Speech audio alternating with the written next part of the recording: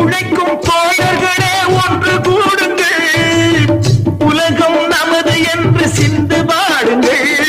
மேடு பள்ளம் இல்லாத சமுதாயம் காண என்ன வழி என்று எண்ணி பாருங்கள்.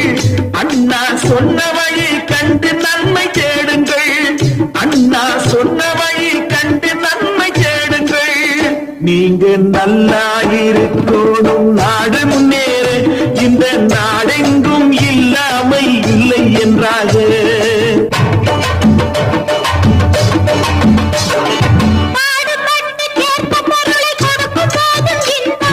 நாடும் ஏழை மலர்ந்த முகத்தை பார்க்கும் போதும் இன்பம். நாம்